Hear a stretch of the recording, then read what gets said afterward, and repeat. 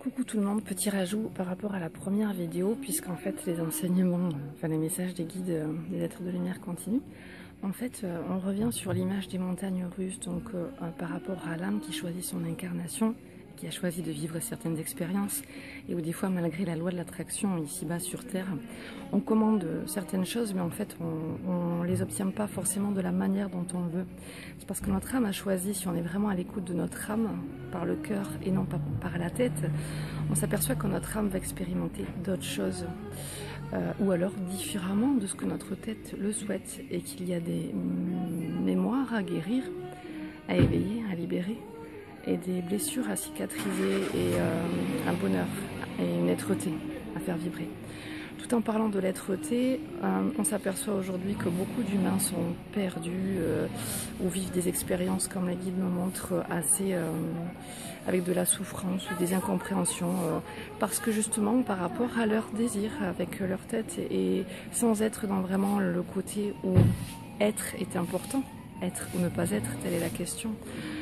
Certains humains choisissent le pouvoir, l'ego, l'avarice, choisissent de critiquer, de juger, choisissent de ne pas respecter forcément l'autre, notamment dans les relations quelles qu'elles soient.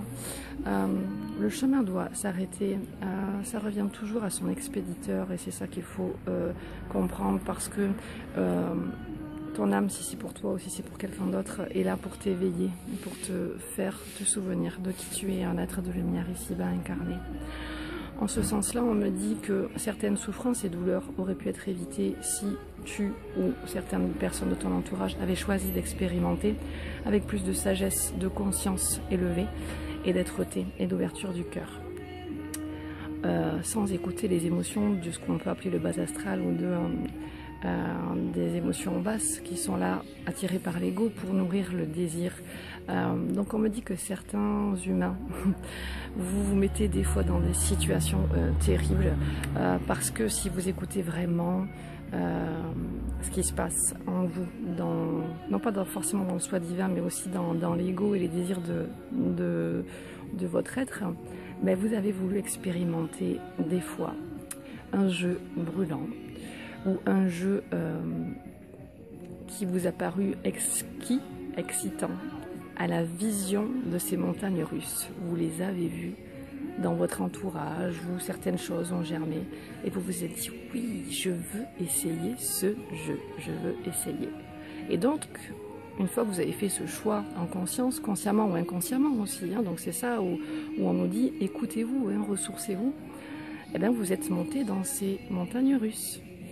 Et une fois que vous y avez été, il faut attendre que vous en sortiez. Et donc là, retour à la première vidéo, bien gérer vos émotions.